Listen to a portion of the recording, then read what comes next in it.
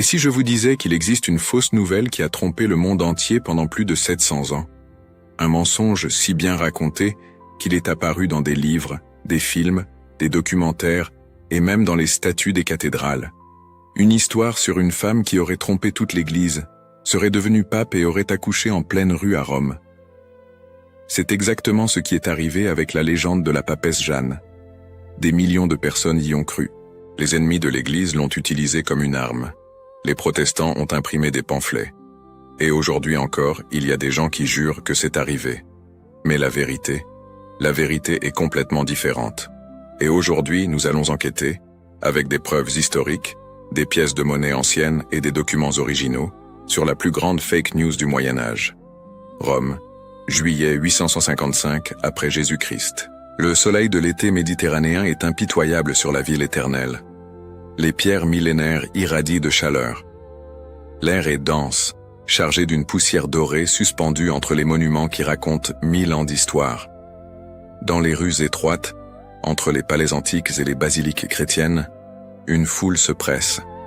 Ce sont des milliers de visages basanés, brûlés par le soleil italien, des yeux anxieux fixés sur la basilique Saint-Pierre, des hommes en tunique simple, des femmes au voile couvrant leurs cheveux, des enfants pieds nus, des marchands vénitiens aux vêtements luxueux, des pèlerins venus de terres lointaines, des soldats francs avec leurs épées, des mendiants adossés aux colonnes de marbre. Tous attendent le même spectacle, la procession papale. Les portes monumentales s'ouvrent dans un grincement grave qui résonne sur les places. Apparaissent d'abord les acolytes, de jeunes hommes en tunique blanche balançant des encensoirs en argent. La fumée parfumée de l'encens monte en spirale, se mêlant à l'air chaud. L'odeur est intense, écœurante pour certains, sacrée pour d'autres. Puis viennent les diacres, les prêtres, les évêques avec leurs mitres ornées.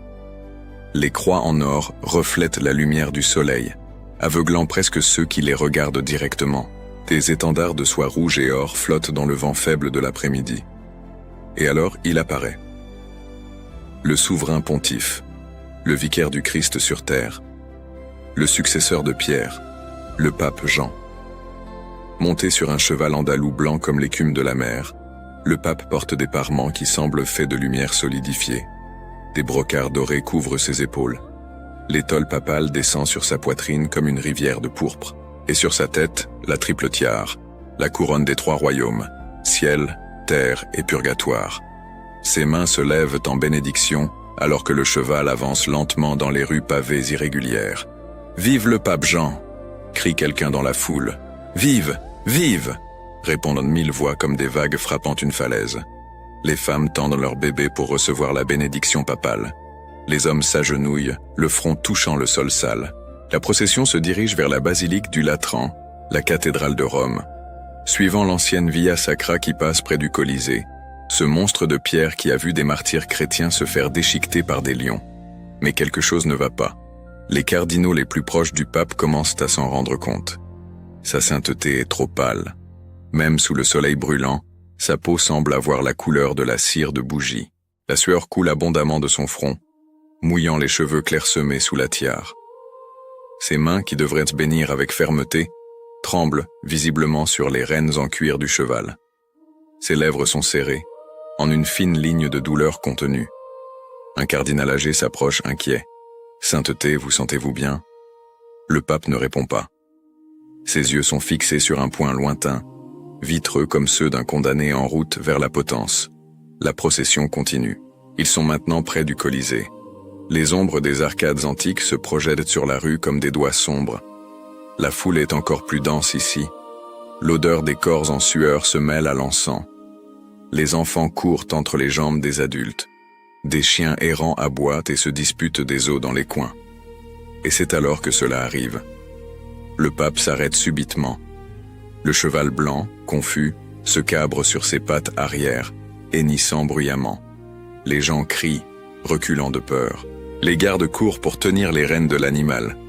Le pontife oscille sur sa selle comme un marin sur un navire dans la tempête. Ses mains lâchent les rênes, ses yeux se révulsent, et il tombe. L'impact du corps papal contre les pierres de la Via Sacra produit un bruit sec, terrible. La tiare roule sur le sol en tintant. Les brocarts dorés s'étalent dans la poussière comme les ailes d'un ange déchu. Les cardinaux accourent, trébuchant dans leurs propres vêtements.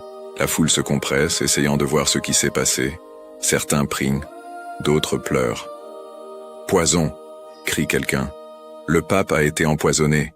C'est le cœur. Appelez un médecin. Écartez-vous. Donnez de l'air au Saint-Père. » Mais le pape ne fait pas une crise cardiaque. Il se tord de douleur, les mains agrippant son ventre sous les parements sacrés. Ses lèvres bougent en sons inarticulés, des gémissements qui ne sont pas des prières. L'un des plus jeunes cardinaux formés en médecine dans les monastères s'agenouille à ses côtés et commence à desserrer les vêtements pour examiner le malade. Et alors, ses doigts s'arrêtent, son visage blêmit. Il regarde les autres prélats avec une expression qui mêle horreur et incrédulité totale. Sans un mot, il déchire davantage les parements. Les autres cardinaux se penchent pour voir, et ils voient, là dans la poussière de la Via Sacra, sous le soleil de juillet à Rome, sous les yeux étonnés de la foule qui témoigne de tout entre les espaces formés par les cardinaux, devant les colonnes du Colisée qui ont vu tant de sang chrétien, le pape Jean est en train d'accoucher d'un enfant. Le silence qui tombe sur la rue est plus lourd que tout le marbre de Rome. On n'entend ni le vent, ni les chiens, ni les enfants. Tous sont pétrifiés, bouche bée, yeux écarquillés, les esprits luttant pour traiter l'impossible qui se déroule devant eux. Et alors, coupant ce silence sépulcral comme une dague, un son. Le pleur aigu, strident, inconfondable d'un nouveau-né. Un bébé. Là, au milieu de la rue, sortant du corps du pape. L'esprit humain ne peut pas traiter certaines choses. Ce qu'il voit défie tout l'ordre de l'univers.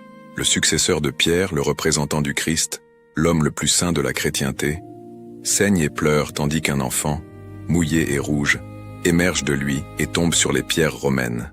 Quelqu'un crie « C'est une femme, le pape est une femme ». Ce cri libère la foule de sa transe. Soudain, des milliers de voix explosent en même temps. Certains visages montrent de l'horreur, d'autres, de la fureur, d'autres encore, une sorte de joie perverse, le plaisir d'être témoin d'un scandale historique. Blasphème, sacrilège, la prostituée s'est assise sur le trône de Pierre. Arrêtez-la, tuez-la.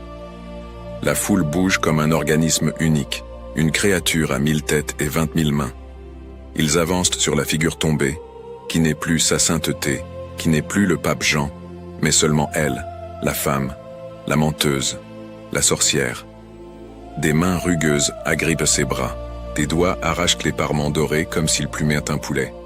Quelqu'un prend le bébé hurlant, le tenant par les pieds comme un sac de grains. « Attachez-la !» ordonne une voix d'autorité. Un des prélats, un des gardes, peu importe. Des cordes apparaissent, des cordes rêches de chanvre qui brûlent la peau. Ils attachent la femme qui saigne, encore étourdie par la douleur de l'accouchement, encore faible de la perte de sang, et ils la traînent sur la Via Sacra. Derrière le Colisée, loin des vues de la basilique Saint-Pierre, la foule s'arrête. Quelqu'un a commencé à rassembler des pierres arrondies par les pluies des siècles, des pierres tranchantes brisées de murs anciens, des pierres de la taille de poing, des pierres de la taille de tête. Une pile grandit. La femme est attachée à un poteau. Son visage est couvert de sang et de poussière. Ses yeux, auparavant cachés sous la tiare papale, maintenant révélés dans toute leur humanité féminine, regardent autour d'elle avec désespoir. Elle essaie de parler, mais sa voix est engloutie par les cris de la foule. Et l'enfant? Ils ont attaché l'enfant à côté d'elle. Le bébé, qui a peut-être 15 minutes de vie, qui n'a même pas encore ouvert complètement les yeux à la lumière de ce monde, est là, nu, criant, attaché avec sa mère. La première pierre vole, elle atteint l'épaule de la femme. Un bruit de chair écrasée.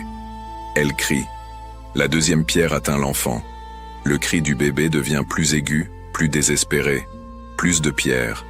Une tempête de pierres. Le bruit est horrible, comme de la grêle frappant un toit de plomb. La femme essaie de protéger l'enfant avec son propre corps, mais elle est attachée, elle ne peut pas bouger. Le sang commence à couler, d'abord fin, puis en jet. La poussière romaine devient rouge, les vêtements déchirés deviennent rouges, le poteau devient rouge, les cris s'arrêtent. D'abord ceux de l'enfant, puis ceux de la femme. Maintenant, il n'y a que le son rythmique des pierres frappant la chair, l'os, la mort. La foule ne s'arrête pas. La rage, une fois libérée, ne connaît pas de satiété.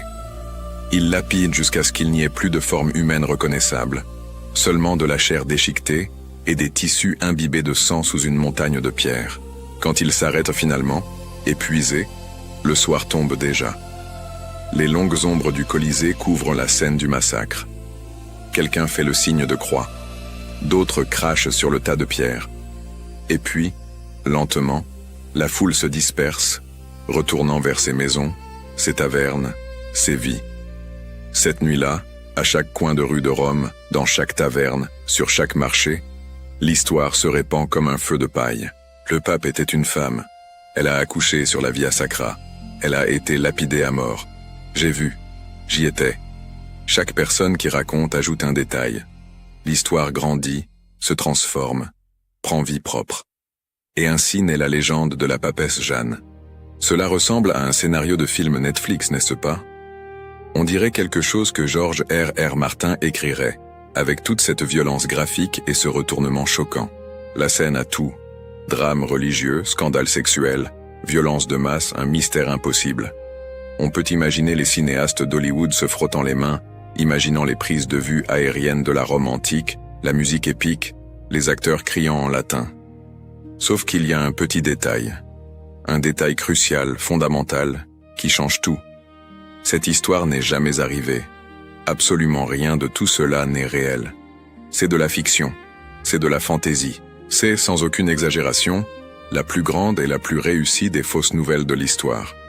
La fake news originale, la mère de tous les mensonges historiques, la fraude qui a trompé le monde pendant des siècles. Et aujourd'hui, nous allons faire ce que les journalistes font ou devraient faire. Nous allons vérifier les faits, nous allons enquêter. Nous allons allumer la lumière de la vérité historique sur cette légende sombre.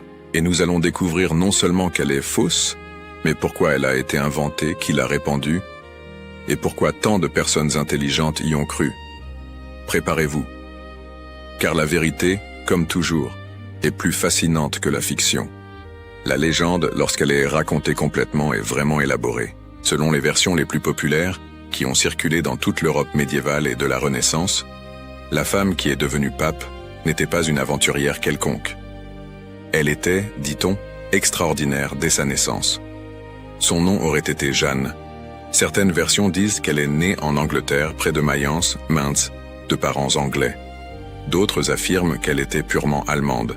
Les dates varient absurdement selon qui raconte, mais la plupart situent sa naissance vers l'an 820. Dès l'enfance, Jeanne aurait démontré une intelligence hors du commun. Alors que les autres filles de son âge apprenaient à filer la laine et à préparer le pain, elle restait cachée à écouter les conversations des moines qui visitaient la maison de ses parents. Elle a appris le latin seule, juste en écoutant. Elle mémorisait des passages entiers de la Bible après les avoir entendus une seule fois. Son père, réalisant cela, était partagé entre la fierté et la peur. Quelle utilité avait une femme érudite? Qui épouserait une jeune fille qui connaissait plus de latin que son mari? Mais la vie de Jeanne a changé quand elle a rencontré un jeune moine bénédictin. Les versions romantiques de la légende peignent un amour pur et impossible. Il était instruit, gentil, dévoué aux études. Il parlait de philosophie, de théologie, des mystères de Dieu. Et Jeanne est tombée amoureuse non seulement de l'homme, mais de la connaissance qu'il représentait. Le problème était évident et insurmontable. Les femmes ne pouvaient pas étudier dans les monastères. Les femmes ne pouvaient pas entrer dans les universités. Les femmes ne pouvaient pas discuter de philosophie avec les grands maîtres. Les femmes ne pouvaient pas lire les manuscrits précieux gardés dans les bibliothèques monastiques. La connaissance était un territoire masculin, surveillé par des murs plus hauts que n'importe quelle forteresse. Et c'est alors, selon la légende, que Jeanne a pris la décision la plus radicale de sa vie. Une nuit sans lune, elle a coupé ses longs cheveux blonds avec un couteau de cuisine. Elle a mis les vêtements de son frère, qui était mort jeune. Elle a foncé sa peau avec des cendres pour paraître plus rude, plus masculine. Et elle a frappé à la porte du monastère bénédictin, se présentant comme Jean l'Anglais, Johannes Anglicus. Sa voix, Elle a appris à la déguiser, parlant toujours sur un ton grave et rauque. Son apparence délicate, elle l'expliquait comme le résultat d'une vie dédiée au jeûne et à la prière. Et son intelligence brillante? Ah, cela, il n'y avait aucun moyen de le cacher. Jean Langlais est rapidement devenu l'élève le plus prometteur du monastère. Les années ont passé. Jeanne, vivant comme un homme, absorbait la connaissance comme le sable sec absorbe l'eau.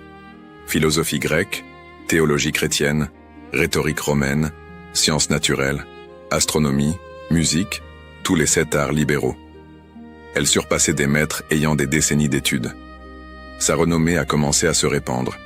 Il y a un moine anglais à Mayence qui est un génie, disèrent les voyageurs. Finalement, selon la légende, Jeanne et son bien-aimé, le moine pour qui elle s'était déguisée, ont décidé de voyager à Athènes. Oui, Athènes, encore considérée comme le berceau de la sagesse, même sous domination byzantine. Les chroniques médiévales adorent ce détail romantique. 2 amants déguisés voyageant sur les mers tempétueuses de la Méditerranée pour chercher la connaissance. À Athènes, Jean Langlais a étudié avec les plus grands philosophes de l'époque. Et une fois de plus, il a surpassé tout le monde. Ses débats étaient légendaires. Sa mémoire était prodigieuse. Ses arguments étaient irréfutables. Les universités grecques n'avaient jamais rien vu de tel. Mais alors, tragédie. Le bien-aimé de Jeanne est mort. Certaines versions disent que c'était la fièvre. D'autres disent que c'était un meurtre. D'autres encore suggèrent qu'il a découvert la vérité sur Jeanne et est mort de choc. Quoi qu'il en soit, Jeanne est restée seule, et elle a décidé d'aller à Rome. Pourquoi Rome? Parce que là se trouvait le cœur de la chrétienté. Là se trouvaient les plus grandes bibliothèques, les plus grands théologiens, le pape lui-même. Jeanne, toujours déguisée en Jean, est arrivée dans la ville éternelle vers l'an 850, et son ascension fut fulgurante. Sa sainteté de vie, combinée à sa sagesse apparemment illimitée, a impressionné tous ceux qui la connaissaient. Il, comme il le pensait, ne buvait pas. Il ne fréquentait pas les prostituées. Il n'accumulait pas de richesses. Il passait ses journées à étudier et à prier. Il semblait être un saint vivant. Quand le pape Léon IV tomba gravement malade en 855, les cardinaux commencèrent à discuter de son successeur.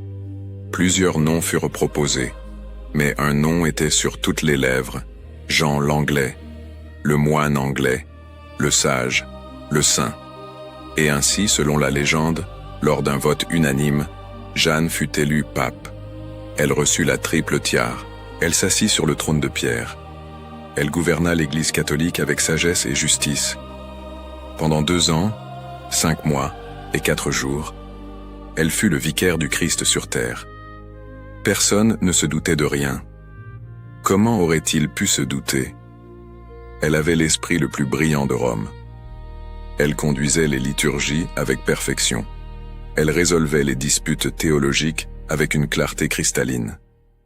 Elle était, selon tous les critères visibles, un pape exemplaire. Mais Jeanne avait un secret. Et ce secret grandissait dans son ventre. Les versions de la légende divergent sur qui était le père de l'enfant. Certaines disent que c'était un cardinal avec qui elle avait eu une liaison secrète. D'autres suggèrent que c'était un garde suisse. Les versions les plus sordides insinuent pire encore. Mais toutes sont d'accord. Jeanne était enceinte. Et elle ne pouvait pas révéler la vérité. Révéler signifiait la mort. Révéler signifiait détruire tout ce qu'elle avait construit. Révéler signifiait admettre qu'elle avait trompé toute la chrétienté. Alors elle a caché la grossesse sous les parements volumineux des papes. Elle évitait les cérémonies qui exigeaient trop de mouvements physiques. Elle inventait des maladies pour expliquer son absence à certains événements. Et elle priait, désespérément, pour réussir à garder le secret jusqu'à ce qu'elle puisse trouver une solution. Mais Dieu, disent les versions moralisatrices de la légende, ne permet pas que le mensonge triomphe pour toujours. Et c'est ainsi que, lors de cette procession fatale de juillet 855, sur la Via Sacra, près du Colisée, le travail d'accouchement a commencé de manière inattendue. Et le secret le mieux gardé de la chrétienté a été révélé de la manière la plus dramatique et publique possible. Le reste, comme nous l'avons vu au début, est horreur, lapidation, mort, honte éternelle. C'est une histoire parfaite, n'est-ce pas? Elle a tous les éléments d'un best-seller. Romance interdite, intelligence exceptionnelle, déguisement audacieux, ascension au pouvoir, grossesse secrète, exposition publique, violence de masse. Il ne manque rien. Shakespeare aurait pu écrire une tragédie là-dessus. Et c'est exactement parce qu'elle est si parfaite que nous devons nous en méfier. Les histoires vraies sont rarement aussi parfaitement dramatiques. Les histoires vraies ont des détails ennuyeux, des contradictions, des morceaux qui n'ont pas de sens. Mais les légendes sont polies par la répétition jusqu'à briller comme des diamants d'intrigue. Alors examinons ce diamant de près. Cherchons les failles. Et nous découvrirons que, sous une lumière forte, il se désagrège complètement. La première et plus fatale faille, dans la légende de la papesse Jeanne, est ce que les historiens appellent un anachronisme chronologique. En termes simples, les dates ne collent pas. La légende insiste sur le fait que Jeanne a régné entre le pape Léon IV et le pape Benoît III vers l'an 855. Ce détail est crucial pour l'histoire. Si elle a régné à n'importe quelle autre période, la légende doit changer complètement. Alors, venons-en aux faits vérifiables, documentés, incontestables. Le pape Léon IV est mort le 17 juillet 855. Ce n'est pas une spéculation. C'est un fait enregistré dans des dizaines de documents contemporains. Léon IV fut l'un des grands papes du IXe siècle. Il a fortifié Rome contre les invasions sarrasines, construisant les murs léonins qui protègent encore aujourd'hui le Vatican. Quand il est mort, il a été grandement pleuré. Sa mort est enregistrée dans les annales de l'Église, dans des lettres d'évêques, dans des chroniques de monastères à travers toute l'Europe. Son successeur, le pape Benoît III, a été élu et couronné très rapidement. Et voici la preuve qui détruit complètement la légende de Jeanne. Il existe des pièces de monnaie, des pièces en métal, physiques, que l'on peut tenir dans les mains, qui ont été frappées pendant le règne du pape Benoît III. Ces pièces montrent, d'un côté, l'image du pape Benoît III, de l'autre côté, elles montrent l'image de l'empereur Lothaire Ier. C'était une pratique courante. Montrer à la fois l'autorité religieuse, le pape, et l'autorité séculière, l'empereur, sur la même pièce, symbolisant l'union entre l'Église et l'État. Maintenant, le détail crucial. L'empereur Lothaire Ier est mort le 28 septembre 855. Faites le calcul avec moi. Le pape Léon IV est mort le 17 juillet. L'empereur Lothaire est mort le 28 septembre. Cela fait seulement 2 mois et 11 jours. Et dans cette très courte période, des pièces ont été frappées avec l'image de Benoît III et de Lothaire ensemble. Pour que ces pièces existent, Benoît III devait déjà régner alors que Lothaire était encore vivant. Il n'y a aucune échappatoire logique à cette conclusion. Et si Benoît III régnait en août et septembre 855, où est l'espace pour 2 ans, 5 mois et 4 jours de règne d'une papesse Jeanne? Il n'existe pas. Le calendrier n'a simplement pas de place pour elle. C'est comme essayer de faire entrer une personne supplémentaire sur une photographie qui est déjà complète. Peu importe à quel point vous essayez de déformer l'image, la personne supplémentaire ne rentre tout simplement pas sans détruire toute la composition. Certains défenseurs de la légende désespérés ont essayé d'argumenter que peut-être Jeanne avait régné à une autre période, peut-être entre d'autres papes, mais cela créerait encore plus de problèmes. La succession papale du IXe siècle est extrêmement bien documentée. Nous savons exactement quand chaque pape a pris ses fonctions et quand il est mort ou a renoncé. Il existe des registres contemporains, non pas écrits des siècles plus tard, mais écrits à l'époque de chaque règne. Si une femme était effectivement devenue pape, si elle avait effectivement gouverné pendant plus de 2 ans, si elle avait effectivement accouché publiquement et avait été tuée dans une rue de Rome, ce serait le plus grand scandale de la chrétienté. Les ennemis de l'Église auraient utilisé cet événement comme munition pendant des générations. Les historiens byzantins, qui adoraient pointer les péchés de Rome, auraient écrit des volumes là-dessus. Les musulmans, qui étaient en guerre constante avec la chrétienté, auraient ridiculisé la papauté sans arrêt. Mais le silence est assourdissant. Aucun chroniqueur contemporain ne mentionne une papesse. Aucun. 0. Mais attendez, pourriez-vous dire. Peut-être y a-t-il eu une dissimulation? Peut-être l'Église a-t-elle détruit tous les documents qui mentionnaient Jeanne? C'est une objection raisonnable. Les complots arrivent. Les dissimulations existent. Mais réfléchissons logiquement à cela. Si l'Église catholique voulait vraiment effacer la papesse Jeanne de l'histoire, ils auraient dû faire ce qui suit. Premièrement, détruire tous les documents écrits par tous les chroniqueurs catholiques dans toute l'Europe et au Moyen-Orient qui mentionnaient l'événement. Cela signifierait envahir des centaines de monastères, bibliothèques et archives dispersées sur des milliers de kilomètres, beaucoup d'entre eux en territoires hostiles. Deuxièmement, convaincre tous les ennemis de l'Église, les patriarches orthodoxes de Constantinople, les théologiens musulmans, les hérétiques de diverses sectes, les juifs érudits, de détruire aussi leurs copies et de ne jamais mentionner le scandale. Ce serait comme convaincre vos pires ennemis de ne jamais utiliser votre plus grande honte contre vous. Simplement absurde. Troisièmement, réécrire toutes les chronologies papales, ajuster toutes les dates, refrapper toutes les pièces, réécrire tous les documents officiels émis durant le prétendu règne de Jeanne, et faire tout cela sans laisser aucune trace, aucune incohérence, aucune preuve du travail de falsification. Quatrièmement, maintenir cette dissimulation dans le secret absolu pendant des siècles, sans qu'aucune des milliers de personnes impliquées dans le processus ne révèle jamais la vérité, même sur son lit de mort, même en confession, même dans des lettres privées. Ce n'est pas seulement improbable, c'est impossible. Les complots complexes impliquant des milliers de personnes sur des siècles entiers ne fonctionnent pas. Quelqu'un parle toujours. Des documents s'échappent toujours. La vérité fuite toujours. Et de plus, si l'Église était si efficace pour effacer les histoires embarrassantes, pourquoi n'ont-ils pas effacé d'autres choses bien pires? Pourquoi savons-nous encore des choses sur les papes corrompus du Xe siècle? Pourquoi avons-nous encore des documents sur le pape Étienne VI, qui a déterré le corps de son prédécesseur et l'a jugé dans un tribunal? Pourquoi connaissons-nous encore le pape Jean XII, qui a transformé le palais du Latran en bordel?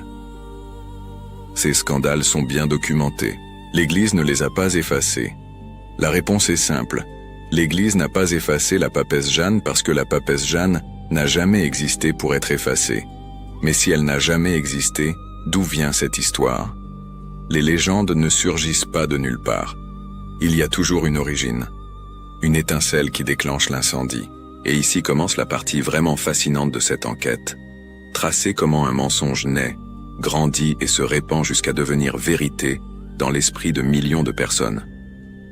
La première mention enregistrée de la papesse Jeanne apparaît au XIIIe siècle, 400 ans après qu'elle a supposément vécu.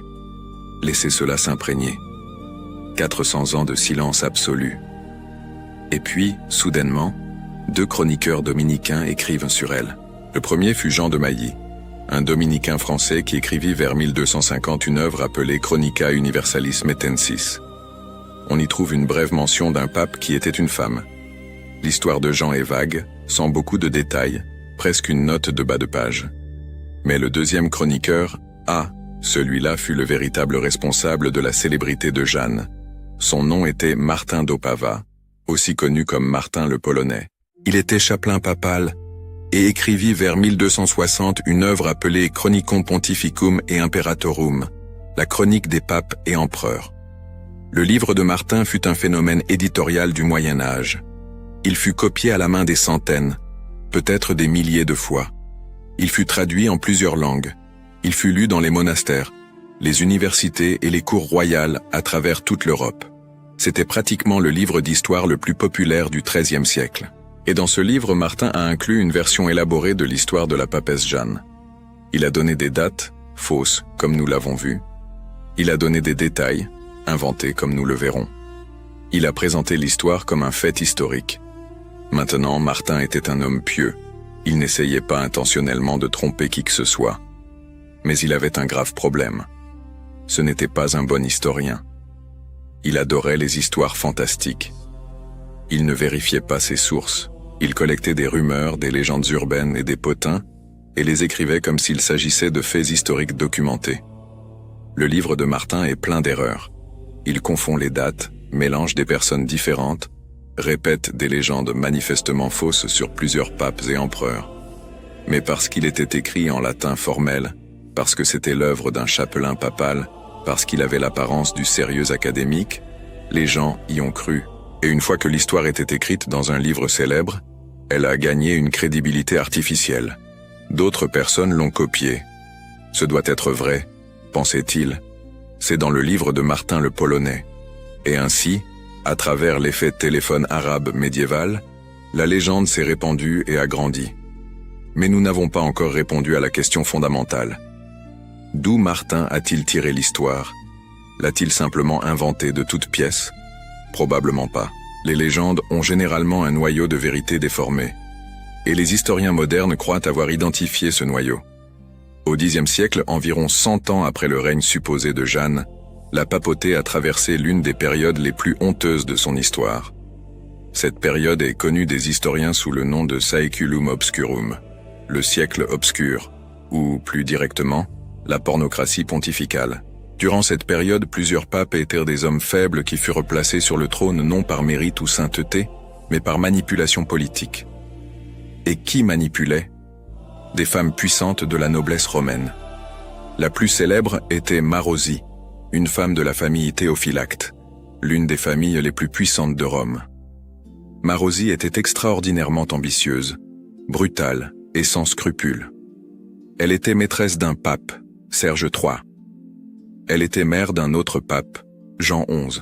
Elle contrôlait un troisième pape, Jean X, jusqu'à ce qu'elle décide de le tuer.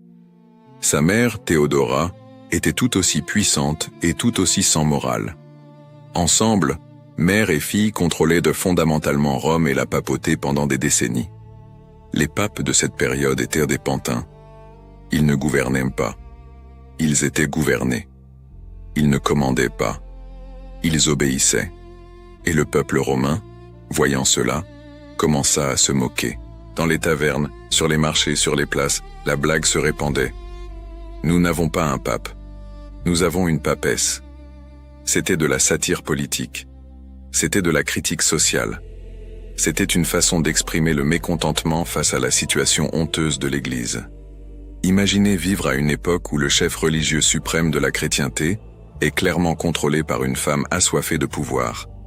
Vous verriez le pape faire exactement ce que Marosie ordonnait. Vous verriez Marosie détruire des ennemis, promouvoir des alliés, manipuler des élections papales. Et vous diriez avec amertume, qui est vraiment assis sur le trône de pierre? Le pape ou elle? Cette blague, cette critique, cette satire politique est passée de génération en génération.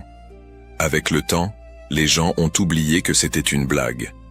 Avec le temps, la métaphore est devenue fait. Le pape était une femme est passé de critiques satiriques à événements historiques supposés. Et quand Martin le Polonais collectait des histoires pour son livre, des siècles plus tard, il a entendu cette légende et l'a traitée comme une vérité. Il n'a même pas réalisé qu'il prenait une vieille blague politique et la transformait en histoire. C'est ainsi que naissent les légendes.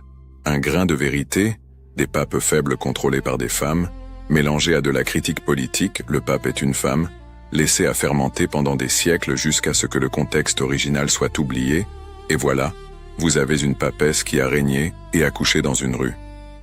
Mais l'histoire de la papesse Jeanne ne s'est pas arrêtée au XIIIe siècle. En fait, elle ne faisait que commencer son voyage dans l'imaginaire européen. Durant la fin du Moyen Âge et le début de la Renaissance, la légende a continué à se répandre. Des artistes l'ont peinte, des poètes l'ont célébrée. Elle est apparue dans des manuscrits enluminés, sur des vitraux d'églises, dans des sculptures. Il y avait même une statue d'elle parmi les statues des papes dans la cathédrale de Sienne, qui fut ensuite retirée quand le Vatican insista sur le fait que c'était une fausseté historique. Mais le véritable boom de la légende de la papesse Jeanne est venu au XVIe siècle, pendant la Réforme protestante. Quand Martin Luther a affiché ses 95 thèses sur la porte de l'église de Wittenberg en 1517, il a initié une révolution religieuse qui a brisé l'unité de la chrétienté occidentale. Soudain, il y avait deux camps, catholiques et protestants. Et comme dans toute guerre, la propagande est devenue une arme essentielle. Les réformateurs protestants étaient désespérés de prouver que l'Église catholique avait dévié du vrai christianisme. Ils avaient besoin de montrer que la papauté était une institution corrompue, non divinement inspirée. Et la légende de la papesse Jeanne était la munition parfaite. « Regardez », proclamaient les pamphlétaires protestants. Le Saint-Esprit, qui est censé guider l'élection papale, a permis qu'une femme devienne pape. Et pas seulement cela, il a permis qu'elle tombe enceinte et accouche publiquement. Clairement, Dieu ne protège pas la papauté.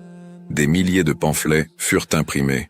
L'imprimerie de Gutenberg venait d'être inventée, rendant la production de masse possible, avec des illustrations grotesques de la papesse Jeanne accouchant sur la Via Sacra. Certaines illustrations montraient des démons autour d'elle, d'autres montraient le pape, actuel, observant horrifié depuis le ciel. Les catholiques, bien sûr, ont répondu en disant que l'histoire était fausse.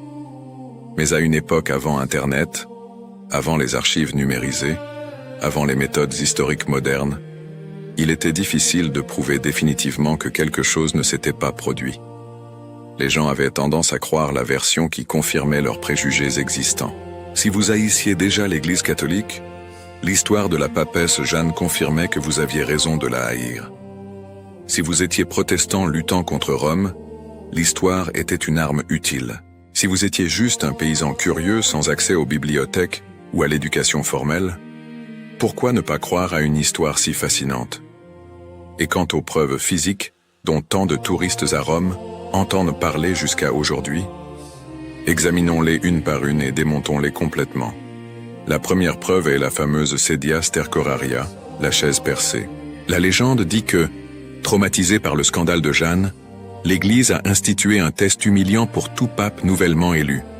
Selon la légende, le nouveau pape devait s'asseoir sur cette chaise en marbre rouge qui avait un grand trou dans l'assise.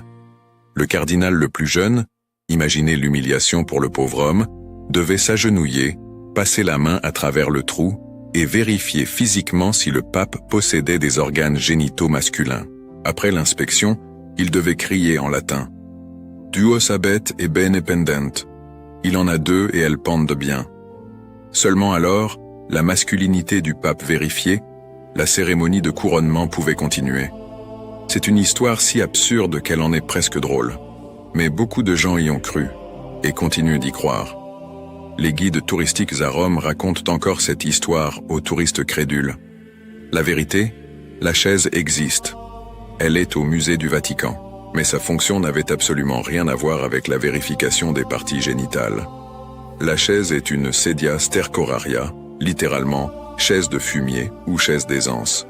C'était une ancienne chaise sanitaire romaine, faite de porphyre rouge, marbre impérial. Les nobles romains riches avaient ces chaises comme symbole de luxe et de statut. Les papes médiévaux l'ont incorporée dans la cérémonie de couronnement, non pour des raisons scatologiques, mais pour des raisons spirituelles et symboliques. Il y avait un psaume, psaume 113, verset 7-8, qui dit « De la poussière, il retire le pauvre, du fumier, stercor, il relève l'indigent, pour le faire asseoir avec les grands de son peuple. » S'asseoir sur la chaise du fumier était un rite d'humilité. C'était une façon dramatique pour le nouveau pape, avant de mettre la tiare et les parements dorés, de se rappeler que, malgré tout le pouvoir et la gloire, il n'était qu'un homme mortel, sujet aux mêmes besoins corporels humiliants que n'importe quel mendiant. C'était un rappel que le pouvoir papal venait de Dieu, non du mérite humain. Le trou dans la chaise? Il était nécessaire pour que la chaise fonctionne vraiment comme une chaise sanitaire. Cela n'avait rien à voir avec une vérification génitale. La malice populaire, voyant le trou et connaissant la légende de Jeanne, a inventé l'histoire du test.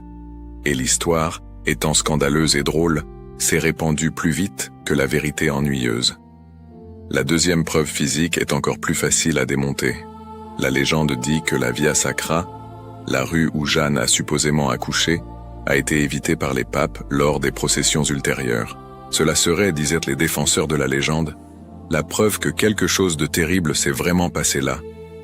Pour quelle autre raison les papes changeraient-ils la route traditionnelle? La réponse est banale et pratique, l'urbanisme. La Rome médiévale était une ville chaotique avec des rues étroites, irrégulières et dangereuses.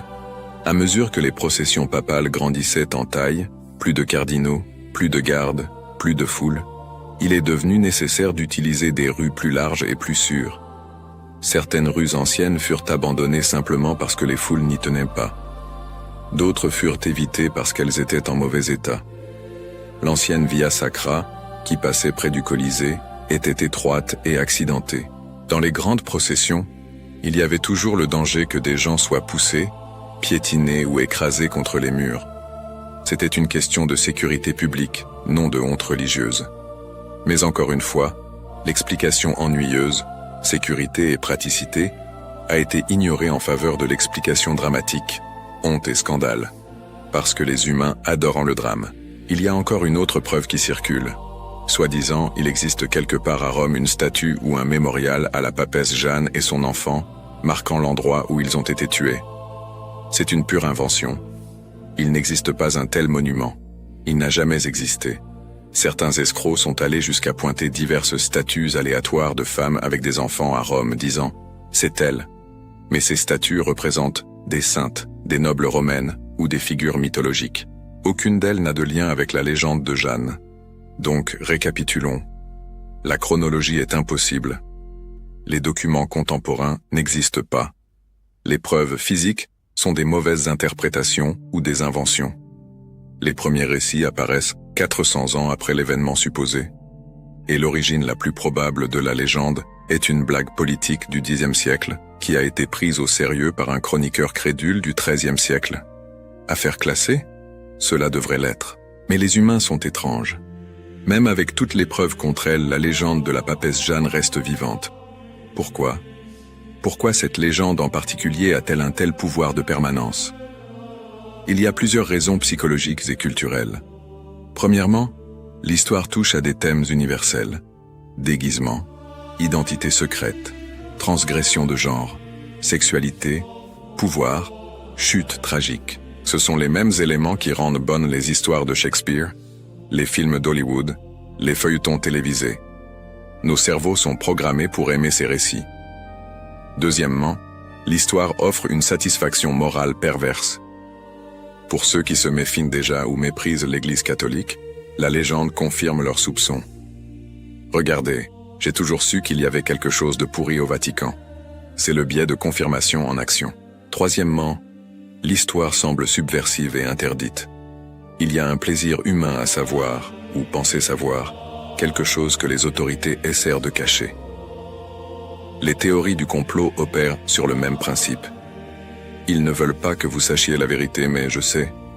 Quatrièmement, l'histoire a un élément de vengeance contre le patriarcat. À une époque où les femmes étaient, et sont encore dans de nombreux endroits, exclues des positions de pouvoir religieux, l'idée d'une femme trompant tout le système masculin et arrivant au sommet a un attrait évident. C'est comme Robin des Bois, mais pour les féministes médiévales.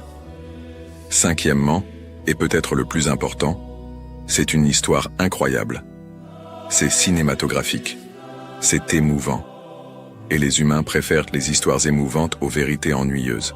Préférez-vous raconter dans une fête l'histoire dramatique de la papesse qui a accouché dans la rue, ou l'histoire ennuyeuse de comment ce fut un malentendu basé sur une blague politique ? Exactement. Dans les temps modernes, la papesse Jeanne a gagné une nouvelle vie. Des romans historiques ont été écrits sur elle. Des films ont été faits. Il y a un opéra sur elle. Il y a des pièces de théâtre. Il y a même des bandes dessinées. Certains de ces travaux présentent l'histoire comme un fait historique, ce qui est irresponsable.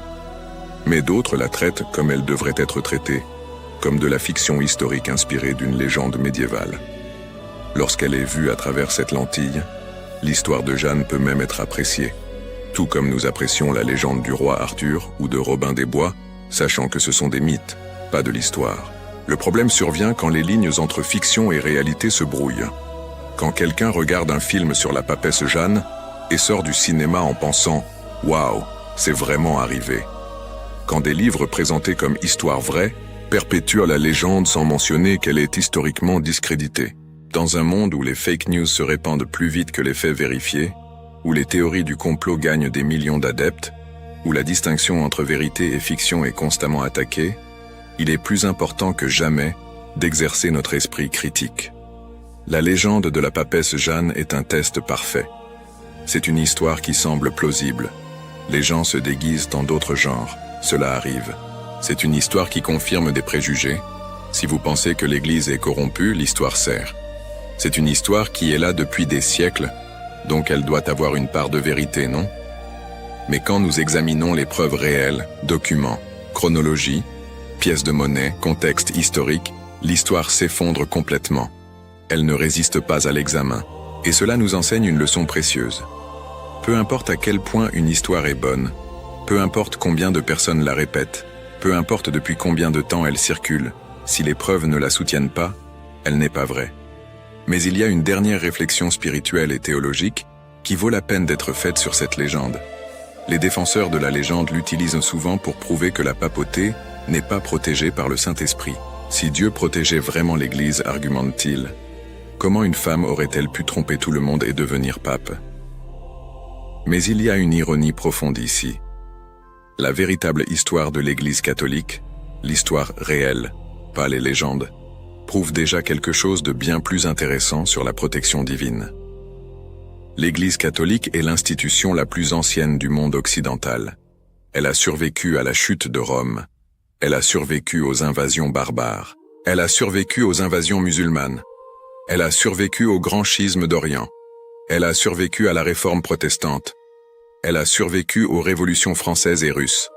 Elle a survécu à Napoléon et Hitler. Et non seulement elle a survécu malgré ses dirigeants, mais souvent en opposition à ses dirigeants. Il y a eu des papes qui furent des assassins. Il y a eu des papes qui furent adultères. Il y a eu des papes qui ont vendu des charges ecclésiastiques comme si c'était des marchandises dans un bazar. Il y a eu des papes qui étaient analphabètes. Il y a eu des papes qui étaient des enfants manipulés par des familles puissantes. Si l'Église dépendait de la sainteté ou de la compétence de ces papes, elle se serait effondrée au Xe siècle. Le fait qu'elle ne se soit pas effondrée, le fait qu'elle existe encore, toujours vibrante, toujours influente, 2000 ans plus tard, cela, pour les croyants, est la preuve que quelque chose au-delà de l'humain est à l'œuvre. La promesse de Jésus dans l'évangile de Matthieu était « Tu es Pierre, et sur cette pierre je bâtirai mon église, et les portes de l'enfer ne prévaudront point contre elle. » Ce n'était pas « Je bâtirai une église parfaite avec des dirigeants parfaits ». C'était « Je bâtirai une église qui survivra même quand les forces du mal attaqueront. » Et les forces du mal ont attaqué, de l'intérieur et de l'extérieur, avec des épées et avec des mensonges, avec de la corruption réelle et avec des calomnies fausses. Et l'Église a survécu à tout. La légende de la papesse Jeanne, ironiquement, renforce ce récit au lieu de l'affaiblir. Pendant 400 ans, ce mensonge s'est répandu. Il a été imprimé dans des milliers de livres. Il a été utilisé par des ennemis puissants. Il a été cru par des gens intelligents. Il a été incorporé dans l'imaginaire populaire de toute l'Europe. Et pourtant, la vérité a émergé. Lentement, douloureusement, à travers le travail minutieux d'historiens, tant catholiques que protestants, tant croyants qu'athées, le mensonge a été exposé. Les preuves ont été examinées. Les pièces ont été étudiées. La chronologie a été reconstruite. Et la vérité a prévalu. Cela a pris du temps, mais elle a prévalu. Et en cela, il y a une leçon qui transcende la religion. La vérité est robuste. La vérité peut être attaquée, supprimée, déformée, cachée. Mais elle n'est pas détruite. Elle trouve toujours un moyen de revenir à la surface. Les mensonges sont fragiles. Ils peuvent sembler forts, peuvent durer des siècles, peuvent tromper des millions de personnes. Mais ils dépendent de l'ignorance et de la crédulité. Quand la lumière de l'enquête honnête est dirigée vers eux, ils se défont. La papesse Jeanne n'a jamais existé.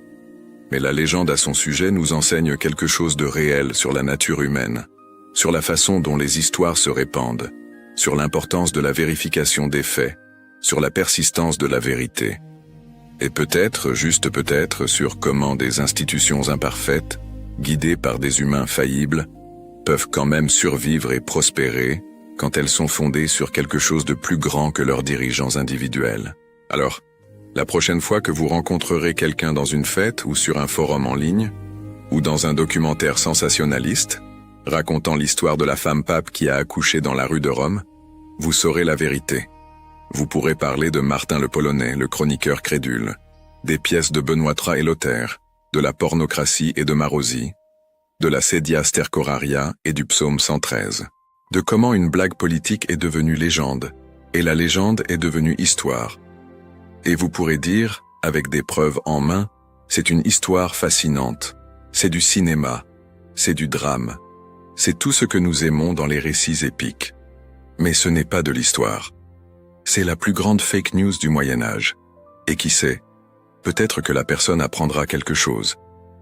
Non seulement sur le 9e siècle ou sur la papauté, mais sur l'importance de questionner, de vérifier, de ne pas accepter des histoires juste parce qu'elles sont dramatiques ou parce qu'elles confirment ce que nous croyons déjà. Car si la légende de la papesse Jeanne nous enseigne quelque chose, c'est ceci. La vérité n'a pas besoin d'être dramatique pour être importante. Et un mensonge ne devient pas vrai juste parce qu'il est répété 1000 fois. La vérité est simplement la vérité. Et c'est plus puissant que n'importe quelle légende. Prière pour l'Église et pour la vérité. Ô Seigneur Jésus, chemin, vérité et vie, nous te louons pour avoir fondé ton Église sur le roc de pierre, promettant d'être avec nous tous les jours jusqu'à la fin des temps. Nous te demandons pardon pour les fois où le scandale et le mensonge ont obscurci la beauté de ton épouse. Donne-nous la sagesse de discerner entre le fait et la fiction, entre l'histoire et la calomnie, que nous ne soyons pas emportés par des vents de fausses doctrines ou par des contes sensationnalistes, mais que nous cherchions toujours la vérité qui libère. Protège le Saint-Père, le Pape et tout le clergé. Que, malgré les faiblesses humaines, ton Église continue d'être la lumière du monde et le sel de la terre. Et donne-nous le courage de défendre notre foi avec douceur et intelligence, montrant au monde que ton Église n'est pas œuvre d'homme, mais œuvre divine, qu'aucun mensonge ne peut détruire. Amen. Ma prière. Père bien-aimé, avec le cœur humble et reconnaissant, nous nous plaçons en ta présence pour remercier de l'appel à être des semeurs de ta parole, à travers les vies de tes saints. Nous remercions pour ce canal, que tu as permis de devenir un pont de foi, connectant les cœurs à ta miséricorde infinie dans un monde qui cherche tant un refuge. Que chaque biographie sacrée que nous partageons soit un baume pour les âmes fatiguées et un miroir des vertus qui nous rapprochent de toi. Que le témoignage de tes serviteurs et servantes inspire chaque auditeur à chercher une vie de plus grande sainteté, de courage et d'amour du prochain. Nous reconnaissons que nous ne faisons rien par nous-mêmes. Tu es la source de toute inspiration et la force derrière chaque parole. Nous remercions de nous utiliser comme tes simples instruments pour narrer les merveilles que tu as opérées dans la vie de ceux qui t'ont aimé par-dessus tout. Que cette œuvre continue de renforcer la communion entre nous, transformant cet espace numérique en une véritable famille spirituelle, unie par le même amour pour le Christ et par le désir de suivre ses pas. Nous te consacrons, Seigneur, nos voix, nos esprits et nos cœurs. Que tout ce que nous faisons ici serve pour ta plus grande honneur et gloire, et pour le salut des âmes. Que ta bénédiction descende sur tous ceux qui accompagnent et soutiennent ce travail, aujourd'hui et toujours. Au nom de Jésus-Christ, ton Fils et notre Seigneur. Amen. Et ainsi nous arrivons à la fin de ce voyage à travers la plus grande fake news de l'histoire. Un voyage qui a commencé par une scène dramatique dans les rues de Rome, et s'est terminé par la lumière froide et claire de la vérité historique détruisant des siècles de mensonges. La papesse Jeanne n'a jamais existé. Les pièces de monnaie le prouvent. Les documents contemporains le confirment. La chronologie ne colle pas. Les supposées preuves physiques sont des malentendus ou des inventions. L'histoire entière est née d'une blague politique du Xe siècle, a été mal interprétée par un chroniqueur crédule du XIIIe siècle et a ensuite été utilisée comme arme de propagande pendant des siècles. Mais cette histoire nous laisse des leçons profondes qui vont bien au-delà de la question religieuse. Premièrement, elle nous enseigne sur la nature des fake news. La légende de la papesse Jeanne avait tous les éléments qui font qu'un mensonge se répand. Elle était dramatique, elle confirmait des préjugés existants, elle avait une apparence de crédibilité, elle touchait à des thèmes universels comme le pouvoir et la sexualité. Même sans Internet, sans réseaux sociaux, sans algorithmes, ce mensonge a voyagé dans toute l'Europe et a duré 700 ans. Cela devrait nous alerter sur notre vulnérabilité face aux histoires bien racontées, même quand les preuves ne les soutiennent pas. Deuxièmement, elle nous enseigne sur l'importance de la vérification des faits. Pendant des siècles, personne n'a vraiment vérifié l'histoire. Ils l'ont simplement répétée parce qu'elle était dans des livres célèbres, parce que d'autres personnes y croyaient, parce qu'elle semblait possible. Ce n'est que lorsque des historiens sérieux ont commencé à examiner des documents originaux, à étudier des pièces anciennes, à reconstruire des chronologies soigneusement, que le mensonge a été exposé. La vérité exige du travail. Elle exige de la patience. Elle exige la disposition à remettre en question même les histoires que nous aimons croire. Troisièmement, elle nous enseigne que la vérité prévaut toujours, même si cela prend des siècles. Le mensonge sur Jeanne a dominé pendant 700 ans, mais a finalement été démasqué. Les preuves ne mentent pas. Les faits sont têtus. Vous pouvez tromper beaucoup de gens pendant longtemps, mais vous ne pouvez pas tromper la réalité pour toujours. Et finalement, il y a une leçon spirituelle ici. L'Église catholique a survécu à ce mensonge, tout comme elle a survécu à des scandales réels, à des papes corrompus, à des persécutions violentes, à des divisions internes, à des guerres externes. Pour ceux qui ont la foi, c'est la preuve qu'il existe quelque chose au-delà de l'humain qui soutient l'institution. Pour ceux qui n'ont pas la foi, c'est au minimum un phénomène historique fascinant. Comment une organisation si attaquée, de l'intérieur et de l'extérieur, a réussi non seulement à survivre mais à rester pertinente pendant 2 millénaires. La promesse du Christ était claire. Les portes de l'enfer ne prévaudront pas, ni les portes de la violence physique, ni les portes du mensonge et de la calomnie.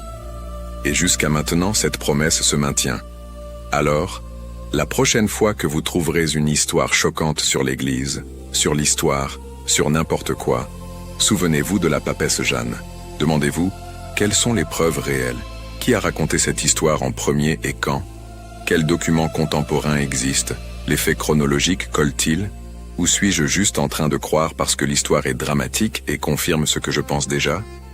Nous vivons à une époque où les fake news se répandent plus vite que jamais, où les théories du complot gagnent des millions d'adeptes, où la ligne entre faits et fiction est constamment brouillée.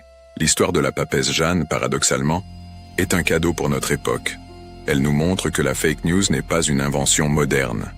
Et elle nous montre aussi que la vérité, armée de preuves et de raisons, finit par vaincre. La vérité peut ne pas être aussi dramatique que la fiction. La vérité peut ne pas avoir de scènes d'accouchement dans des rues romaines ou de cardinaux vérifiant des organes génitaux sur des chaises percées. Mais la vérité a quelque chose que la fiction n'aura jamais. Elle est réelle. Et à la fin, c'est la seule chose qui compte. Si vous êtes arrivé jusqu'ici dans cette enquête historique, si vous avez suivi chaque preuve, chaque argument, chaque révélation, alors vous êtes exactement le type de personne dont cette chaîne a besoin. Quelqu'un qui cherche la vérité, pas seulement de belles histoires. Quelqu'un qui veut connaître la foi avec profondeur, avec honnêteté, avec le courage d'affronter tant les faits inconfortables que les mensonges séduisants. C'est pourquoi, abonnez-vous maintenant à la chaîne Histoire sacrée, la vie des saints. Ici, vous trouverez des histoires réelles de saints réels, basées sur des documents historiques, une recherche sérieuse et l'amour de la vérité. Partagez cette vidéo avec ceux qui croient encore à la légende de la papesse Jeanne. Mettez un like si vous valorisez le contenu qui respecte votre intelligence et n'a pas peur d'enquêter à fond. Et maintenant, une question pour que vous réfléchissiez et répondiez dans les commentaires. Après avoir connu la vérité sur la papesse Jeanne, quelle autre légende historique ou religieuse aimeriez-vous que nous étudions avec la même profondeur? Quelle histoire célèbre soupçonnez-vous d'être une fake news médiévale? Écrivez dans les commentaires. Discutons, débattons, cherchons la vérité ensemble. Et ne partez pas encore. Juste au-dessus apparaissent des vidéos choisies spécialement pour vous, pour continuer ce voyage à travers la véritable histoire de la foi. Cliquez, regardez, et continuez d'apprendre. Car la vérité en vaut toujours la peine. À la prochaine histoire. À la prochaine enquête. À la prochaine vérité.